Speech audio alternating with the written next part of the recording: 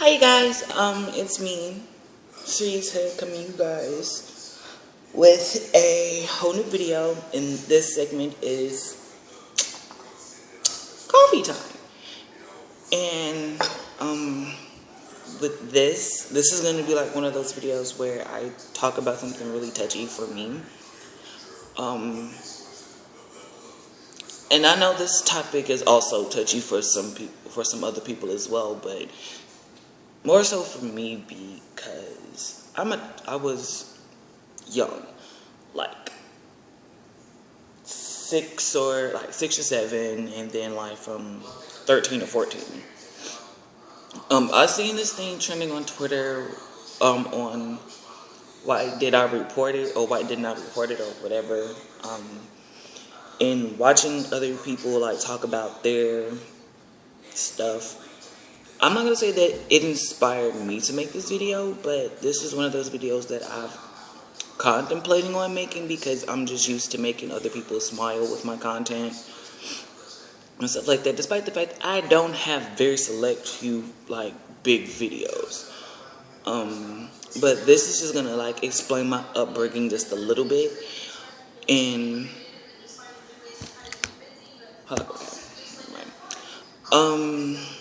of course, this video is going to basically talk about my childhood trauma and the disrespectful years of being a teenager ever. But just to give you like a little insight, I was born here in Camden, or here in Arkansas, but in Camden, but I was raised throughout Texas. Within the south area of Texas, like Dallas, Arlington, Fort Worth, just those 3 areas. But within the south of those areas, some areas were good, some areas not so much. But growing up, I wouldn't say it was like hard or difficult, but I can say the only thing that I miss a lot was trying to enjoy my childhood. Because of course, what some people don't know, when I was young, me and my brother, and my mom used to be around each other a lot when I was younger. But the thing is, I don't remember much from the time period of from when I moved from quote unquote Palm Bluff, because I don't remember much. From the time that I moved from Palm Bluff to moving to Texas, I don't remember much besides going to Camden almost every summer and spending time with my granny and my cousins and all of that.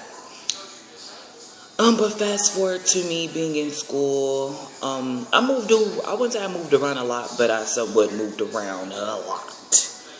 And with me moving around a lot, I never really developed like ASET social skills, because moving was like the one thing that kind of prevented me from socializing and making friends and stuff like that. But there was an instance where something happened at the school that I was going to, and my mom didn't take too kindly of what was said, and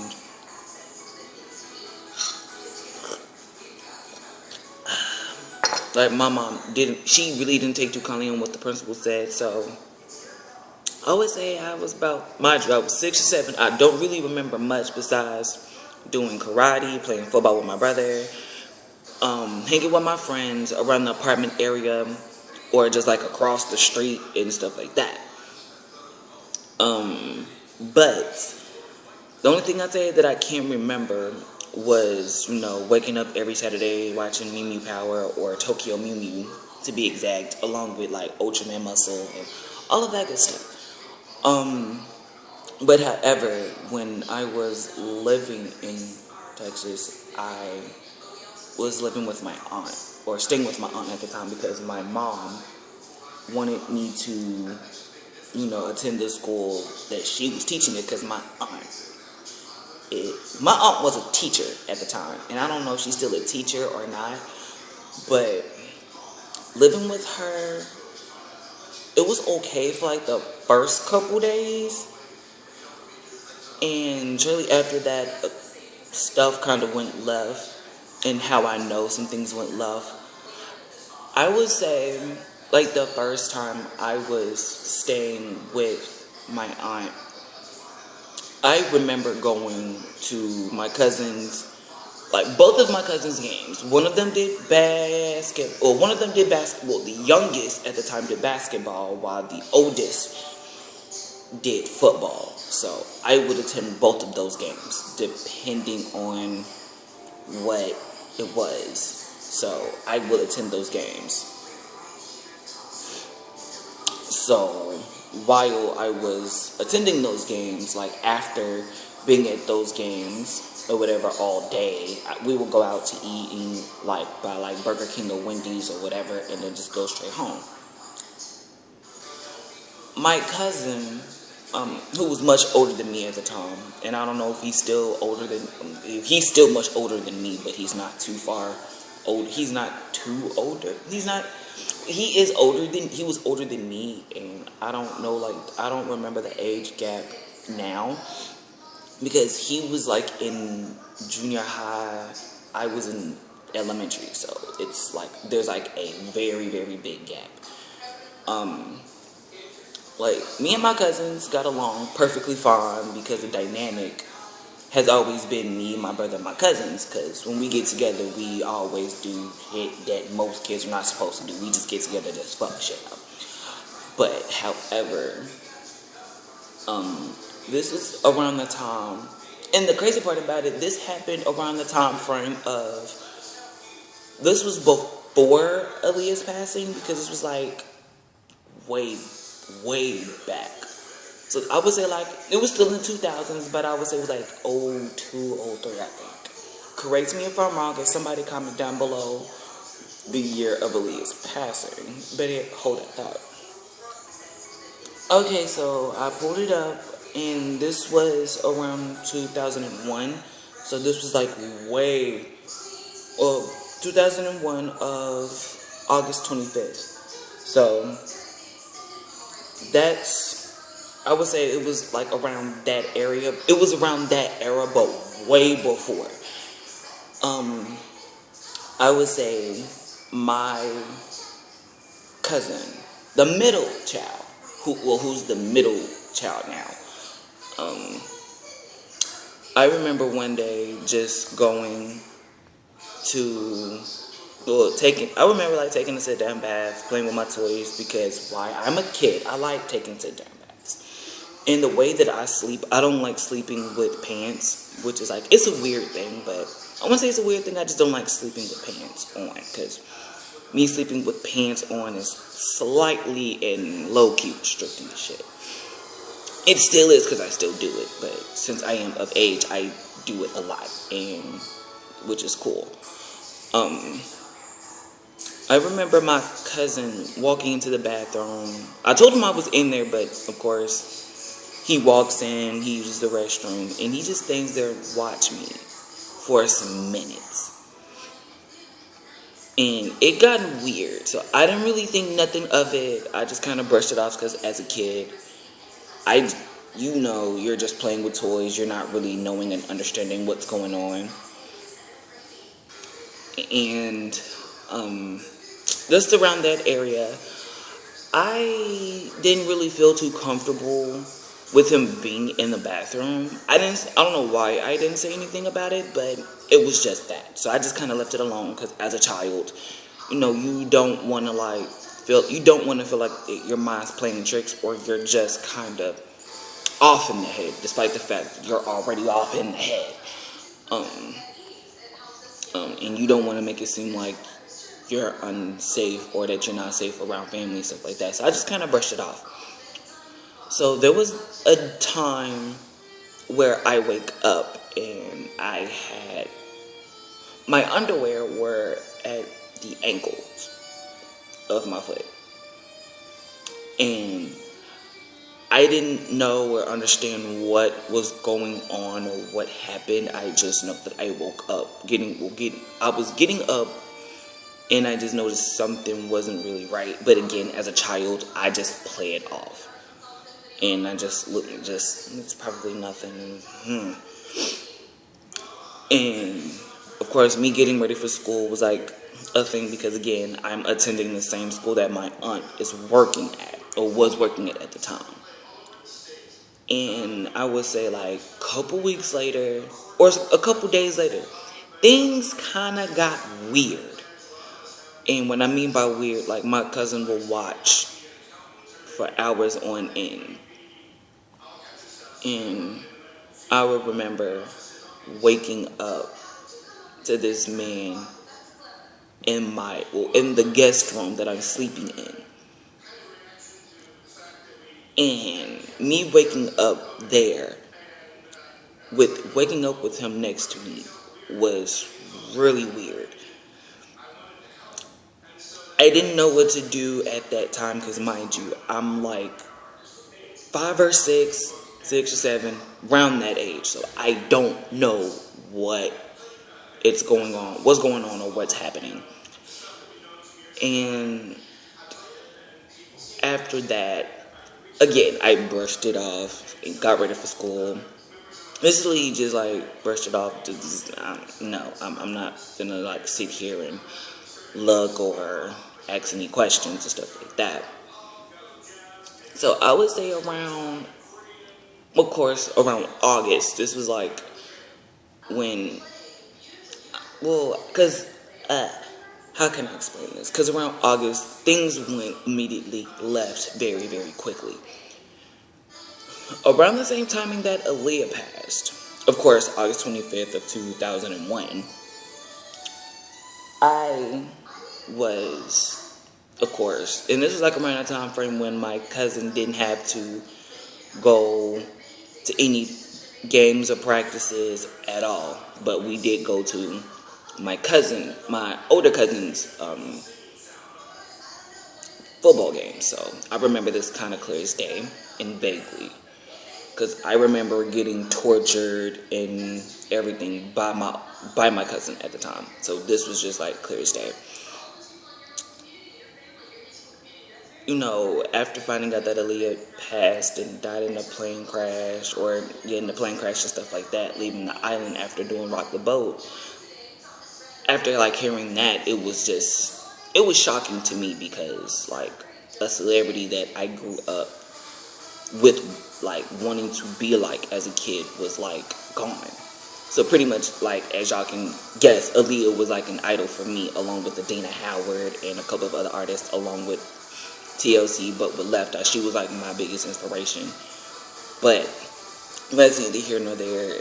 And I remember while I was, trying to enjoy being a child, my childhood was interrupted by this man.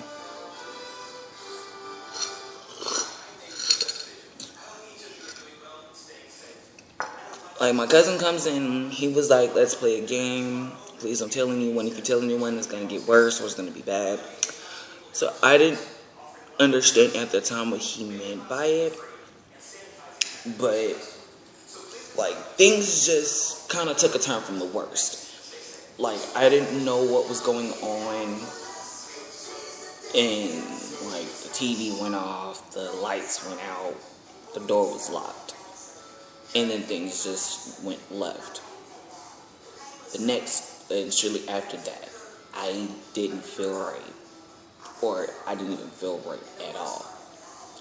I couldn't fight him to get off me, or I couldn't get him off of me, because as a kid, someone who was much older than you and taller than you have the upper hand, and being that you're a child and you're like very short, the body weight, well, of course, a weight of a human's body can drop exponentially.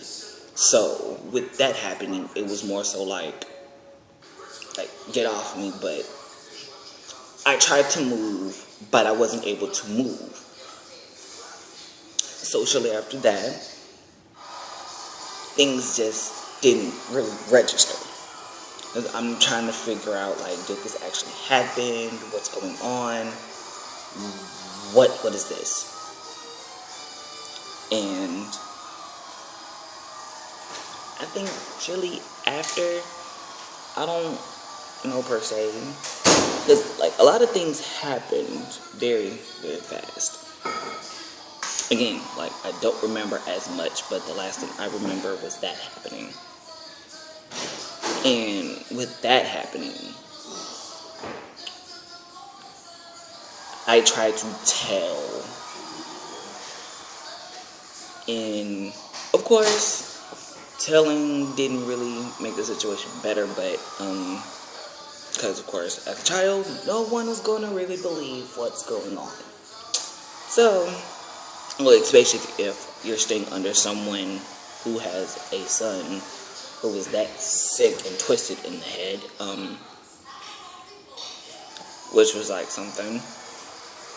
So, the only person that believed me was the older brother, who I have a way better bond with, because, of course, that dynamic, but for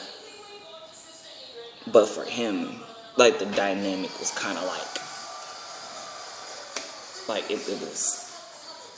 it wasn't really there. So, like, I tried explaining it to my aunt, but my aunt never really listened until the day that she caught him. And this was around the time frame of us getting ready for school. And yet she still believed him over me. It made it seem like it was my fault that I wanted it and that I asked for it to happen. Mind you, 6 or 7 years old, you don't know what the fuck is going on. So from the time frame of being, technically speaking, 6 years old, being objectified by a man or by a teenager is not right. And like a lot of things did not register for me, because why?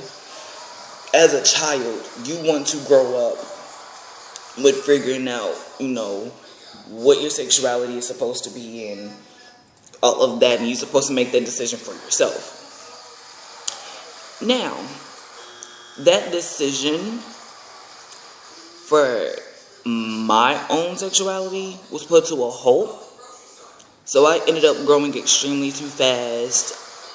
I didn't know how to react to certain things, so most likely, most relationships that I was in, like, when I gotten older till now, were, like, pretty fucked up. And this kind of goes hand in hand with the timing of shortly after. And, of course, my aunt, who I still don't talk to, I don't really talk to my cousin, outside of the fact that he wants to talk to me and clear the air, which, me personally, I don't want to clear the air with a man who molested me. I don't want to clear the air with someone who took my childhood advantage, or who took advantage of my childhood and took advantage of my age. And I don't want to reconcile or talk to anybody who made it feel like it was okay for them to objectify me in any way. And from that point onward, when I moved in with my dad, I told my dad everything that happened. After I told my mom did something about it, which was a good thing that she did, but me and my mom actually had this thing where we blamed ourselves for that situation, but my mom necessarily doesn't have to blame herself, because I blamed myself for allowing it to happen. And of course, me being a child, a lot of things could have went differently if my aunt believed me the first time and not brushing it off in any shape or form. So fast forward to me living with my dad and having one of the most worst dad issues ever in life. I was about 14, 15, or 13 or 14 years old. I was at Bel Air at the time as well, so this was and this is crazy because while me being in Bel Air, I was in somewhat of a relationship, because I was in the 7th grade. I remember because I was in the 7th grade. Don't remember the correct age for being in the 7th grade, but it was just that.